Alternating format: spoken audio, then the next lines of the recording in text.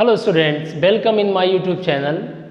आज हम आप लोगों के लिए टॉपिक लाए हैं how can we calculate the pH.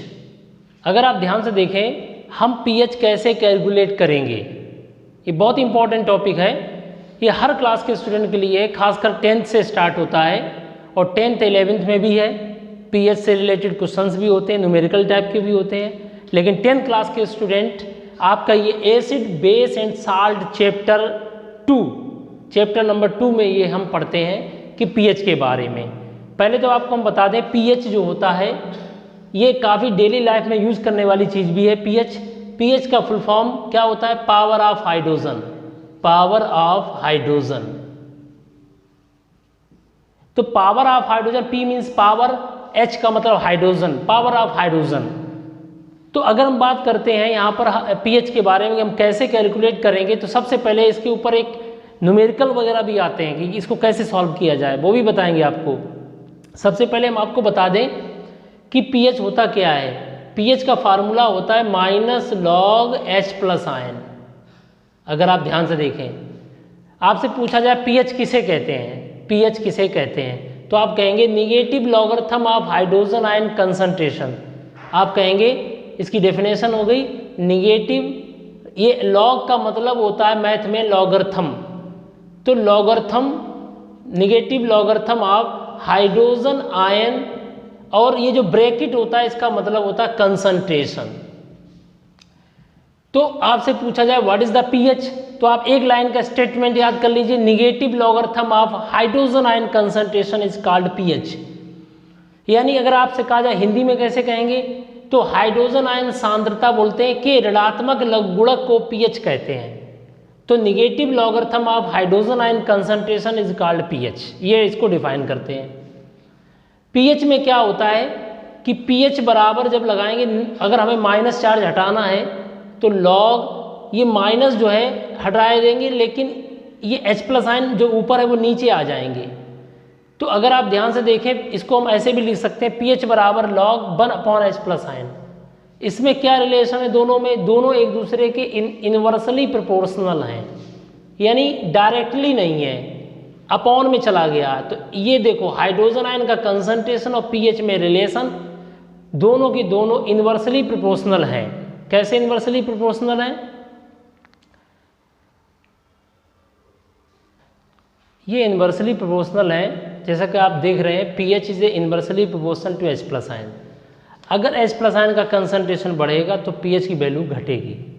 अच्छा, ये आप समझ लीजिए ध्यान से, क्वेश्चन आ सकता है 10th क्लास में कि पीएच और H+ आयन में क्या रिलेशन है, तो आप कहेंगे इनवर्सली प्रोपोर्शनल है। अगर H+ आयन का कंसंट्रेशन बढ़ेगा तो पीएच की वैल्यू घटेगी।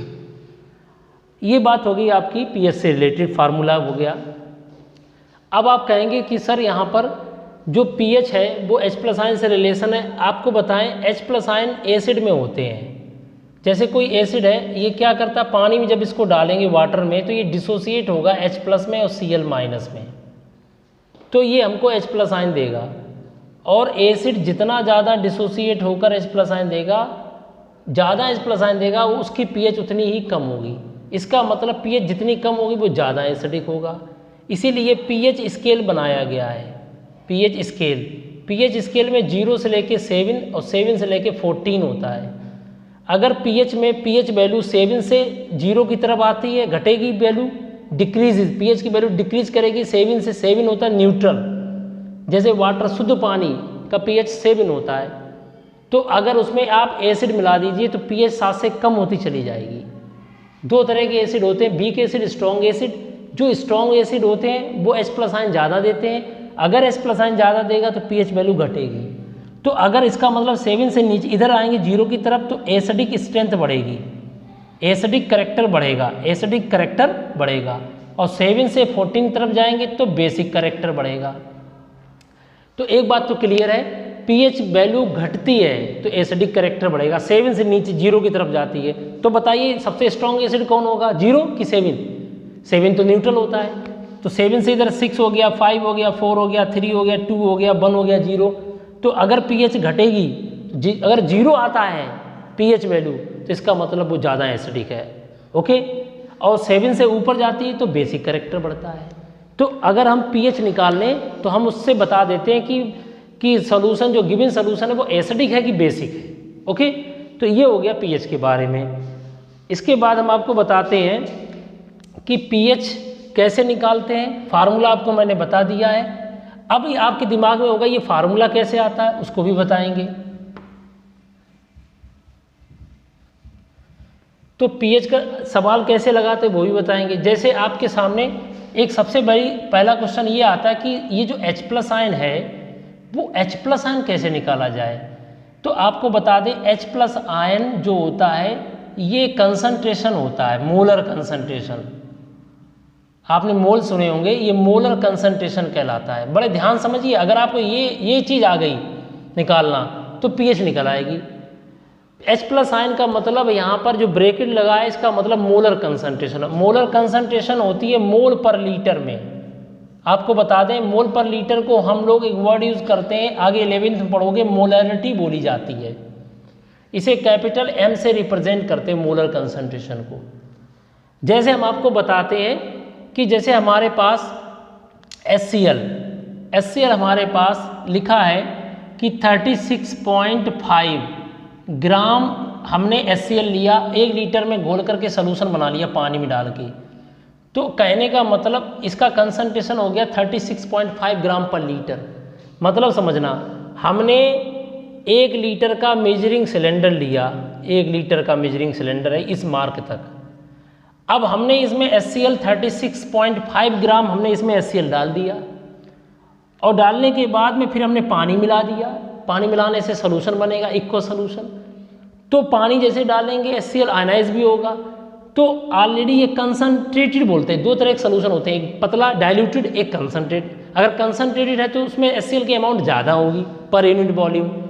तो 1 लीटर का सॉल्यूशन है, उसमें 36.5 ग्राम हमारा HCl है, तो इसका कंसंट्रेशन नॉर्मल हो गया 36.5 ग्राम पर लीटर। तो ग्राम पर लीटर यूनिट हो गई कंसंट्रेशन की। अब आपके सामने है कि सर मोलर कंसंट्रेशन क्या होता है। तो आपको बता दें मोलर कंसंट्रेशन कुछ नहीं, बस आपको ध्यान रखना है। मोलर कंसंट्रेशन होता है कि ग्राम पर लीटर में जो चीज़ दी जाएगी उसमें डिवाइड कर दीजिए मोलर मास का, मोलर मास। अब हमारे पास HCl है और हमारे पास HCl का कंसंट्रेशन नॉर्मल दिया गया 36.5 ग्राम पर लीटर। अगर उसमें HCl के मोलर मास से डिवाइड कर दो, भाई HCl का मोलर मास, इसका एटॉमिक मास 1 है, इसका एटॉमिक मास 35.5 है, तो दोनों के एटॉमिक मास जोड़ दो तो मोलर मास मॉलिक्यूल का निकल के आ गया 36.5। तो हम यहाँ पर 36.5 लिख देंगे मोलर मास। और मोलर मास की यूनिट होती है ग्राम पर मोल, ग्राम पर मोल। तो ये कट जाएगा ग्राम, ये भी कट गया, यहाँ 1 बचा, मोल ऊपर चला गया, तो आंसर आ गया 1 मोल पर लीटर, या इसको बोलेंगे 1 मोलैरिटी। तो हमारा मोलर कंसंट्रेशन कितना निकल के आया, 1 मोल पर लीटर या 1 मोलैरिटी निकल के आया। तो बच्चों आप याद रखना, कोई भी चीज़ ग्राम पर लीटर में दी जाए उसमें अगर उस मॉलिक्यूल का जो भी कंपाउंड है उसके मोलर मास से डिवाइड कर देंगे तो हमें मोल पर लीटर में कंसंट्रेशन निकलेगा, जिसे हम मोलर कंसंट्रेशन कहते हैं। तो यहाँ जो H+ आयन है वो मोलर कंसंट्रेशन को डिनोट करता है। तो सबसे पहले आपने ये मोलर कंसंट्रेशन निकाला। अब आपको बताते हैं कि pH निकालते हैं तो जो मॉलिक्यूल H+ आयन देते हैं स्पेशली, अब तुमका ग्लूकोज में C6H12O6 होता है, तो ग्लूकोज हमारा H+ आयन नहीं देगा, ये पानी में घुलेगा केवल। शक्कर का फार्मूला शुगर का C12H22O11 है, इसमें भी हाइड्रोजन है। यूरिया का फार्मूला NH2CONH2 है, इसमें भी हाइड्रोजन है, लेकिन ये एसिड नहीं है, ये पानी में घुलेंगे, H+ आयन नहीं देंगे, ये एसिड नहीं है। तो हमें विशेष तौर पे ध्यान रखना है pH उसी का निकालेंगे जो H+ आयन देगा, ओके, वाटर में डालने पर। अगर H+ आयन का कंसंट्रेशन ज़्यादा होगा उसी हिसाब से pH कम निकलेगा, ओके। तो अब हमने मोलर कंसंट्रेशन निकालना सीख लिया है। अब हम इसके ऊपर सवाल लगाते हैं, कैसे न्यूमेरिकल आते हैं वो आपको बताते हैं। सबसे पहले हम एक एग्जाम्पल लेते हैं कि आपकी 10th क्लास में छोटे से क्वेश्चन आएंगे, ज़्यादा बड़े क्वेश्चन नहीं, लेकिन आपको आना चाहिए। जैसे क्वेश्चन दिया, क्वेश्चन इन्होंने दिया है 10⁻⁻2 मोलरिटी HCl ऐसे लिख के आएगा। यानी ये दिया गया क्वेश्चन कि 10⁻² मोलरिटी HCl सॉल्यूशन है, calculate its pH, calculate its pH, इसकी पीएच ज्ञात करिए। तो अब आप कहेंगे कैसे निकालेंगे, मैं बताता हूं। 10⁻² को हम लिख सकते हैं 0.01 मोलरिटी HCl। बताइए ये सही है गलत? ऐसे लिख सकते हैं। 10⁻² का मतलब हो गया 0.01, क्योंकि 1 2 तो 10⁻² हो जाएगा। तो अगर आपके सामने कंसंट्रेशन ये दिया, मोलर कंसंट्रेशन ऑलरेडी दिया है, तो इसको कैसे निकालेंगे पीएच? अब आप एक काम करिए, HCl है, बड़े ध्यान से समझना। अब HCl पानी में डालिए, किस में डालेंगे? वाटर में। तो जब सॉल्यूशन बनाएंगे वाटर में डालेंगे तो HCl किस में टूटेगा जल्दी बताइए? H+ आयन में। और कोई बताएगा ये स्ट्रॉन्ग एसिड है कि वीक एसिड है? स्ट्रॉन्ग एसिड है। और तो जब स्ट्रॉन्ग एसिड होते हैं, जो स्ट्रॉन्ग एसिड होगा वो 100% लगभग वाटर में आयनाइज हो जाएगा। जो स्ट्रॉन्ग एसिड होगा वो 100% वाटर में आयनाइज हो जाएगा, यानी वाटर में डिसोसिएट हो जाएगा। जितना HCl होगा वो पूरा का पूरा आयनाइज हो जाएगा। तो बताओ इसका कंसंट्रेशन कितना दिया गया है? 0.01 या 10⁻² मोलरिटी दे रखा है इसका कंसंट्रेशन। वही कंसंट्रेशन इसका भी होगा, सेम टू सेम। वही कंसंट्रेशन इसका भी होगा, same to same. Capital M का मतलब मोल पर लीटर, मोलरिटी। तो बताओ ये स्ट्रॉन्ग एसिड नहीं होता, वीक एसिड होता, तो भाई जितना ये होता उतना ये नहीं होता, क्योंकि वीक एसिड 100% आयनाइज नहीं होते हैं। तो उस हिसाब से उसका अलग मेथड है, वो 11th में पढ़ेंगे। तो अभी क्या करना है कि HCl हमने स्ट्रॉन्ग एसिड ले लिया, आप HCl ले सकते हो, H2SO4 ले सकते हो, HNO3 ले सकते हो, ये हमारे स्ट्रॉन्ग एसिड है।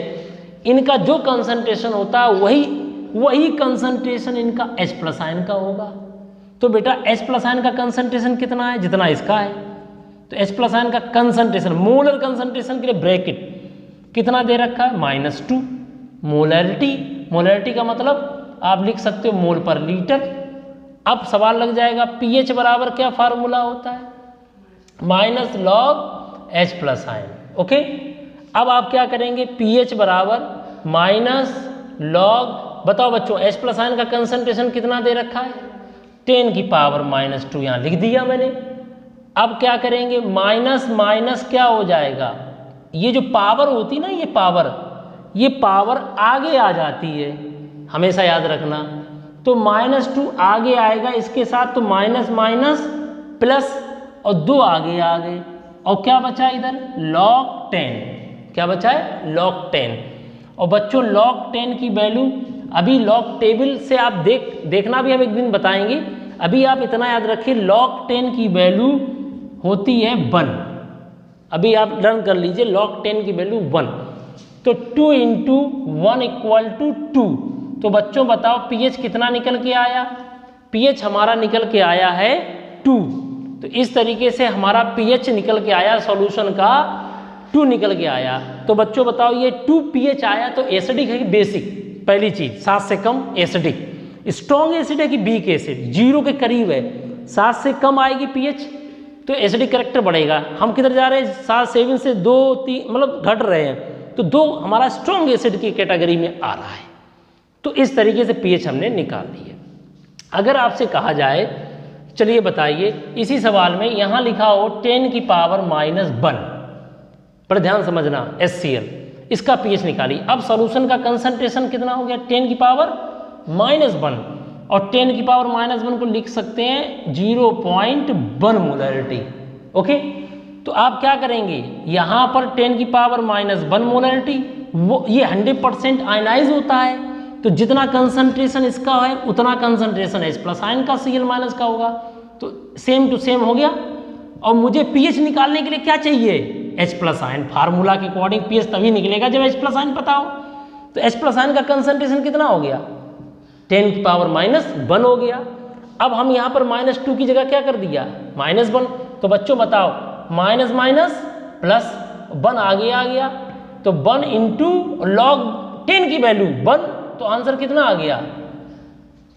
1 आ गया। तो पीएच हमारी 1 निकल के आ गई।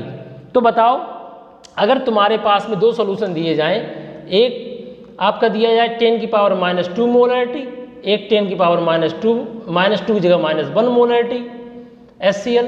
ये दो सॉल्यूशन हमारे पास रखे, क्वेश्चन ये आ गया 10th में। मान लीजिए बताओ इसमें सबसे ज़्यादा एसिडिक कौन है, इसमें सबसे ज़्यादा एसिडिक कौन है बताइए, इसमें सबसे ज़्यादा एसिडिक कौन होगा, ये वाला होगा। क्यों होगा ये, क्योंकि इसकी pH 1 है, इसकी pH 1 है, इसकी pH 2 निकली है, तो pH 1 जो होती है वो ज़्यादा एसिडिक है pH 2 से, इसलिए सबसे ज़्यादा एसिडिक कौन होगा, जिसकी pH कम होगी। चलिए इसी तरीके से एक सवाल आपके सामने वो बताते हैं। जैसे क्वेश्चन में हमने क्या किया, इसी क्वेश्चन में हमने 10 की पावर -1 लिखा है, हमने यहाँ कर दिया, हमने कर दिया 10 की पावर 1 जो है हमारे सामने, यहाँ पर 10 की पावर -3 कर दिया। चलिए तो इसका मतलब 0.001 मोलरिटी HCl, इसकी pH निकालिए। तो सबसे पहले हम ये लिखेंगे सर HCl 100% आयनाइज हो रहा है, ओके सर इसका कंसंट्रेशन 10 की पावर -3 है मोलरिटी मोल पर लीटर, तो सर ये 100% आयनाइज हो रहा है, जो इसका होगा वही H+ आयन का होगा। और मुझे सवाल लगाने के लिए pH निकालने के लिए हमें H+ आयन चाहिए, तो H+ आयन का कंसंट्रेशन सर कितना आ गया, 10 की पावर -3 आ गया। अब हम 10 की पावर -3 आ गया तो इसमें लगा देंगे, तो -1 की जगह यहाँ -3 कर दिया, तो 3 +3 आगे आ जाएगा, और log 10 की वैल्यू कितनी हो जाएगी 1, तो pH निकल के आ जाएगा 3, pH 3 आ गया। तो बच्चों बताओ, अब अगर हमारे पास में एक और कंसंट्रेशन दे दिया -3 मोलरिटी HCl, अब 3 सॉल्यूशन है, बताओ क्वेश्चन आ गया, ये कंसंट्रेशन दे रखा है H+ आयन का HCl का, बताओ इसमें सबसे ज़्यादा एसिडिक कौन होगा, इसमें सबसे ज़्यादा एसिडिक कौन होगा जल्दी से बताइए, जिसकी pH कम हो। तो दूर से ही दिख रहा है, यहाँ pH 2 आ रही है, यहाँ pH 1 आ रही है, यहाँ pH 3 आ रही है, इसकी pH कितनी आई अभी देखिए 3, इसकी pH 1 और इसकी pH कितनी आ रही 2, तो जिसकी pH कम होगी वो ज़्यादा एसिडिक होगा। तो सबसे ज़्यादा एसिडिक कौन होगा इसमें, pH 1 वाला, तो जिसकी pH कम होती है वो ज़्यादा एसिडिक होता है। ओके, तो इस तरीके से ये सवाल लगाए जाते हैं, इनको बड़े ध्यान से समझिएगा। और अगर आप ध्यान से देखें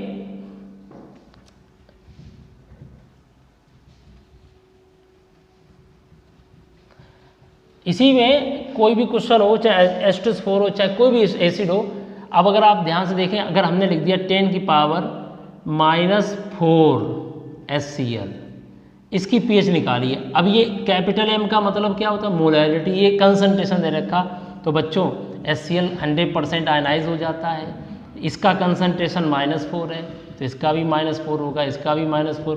तो बेटा pH निकालने के लिए H+ आयन चाहिए, H+ आयन बराबर 10 की पावर -4 मोलरिटी है, तो बेटा pH का फार्मूला क्या होता है, -log H+ आयन, तो -log H+ आयन कितना दे रखा, -4, ओके कंसंट्रेशन, तो माइनस प्लस, और ये पावर आगे आ जाएगी, -+4 आगे आ गया, log 10 की वैल्यू 1, तो आंसर आ गया तुम्हारा 4।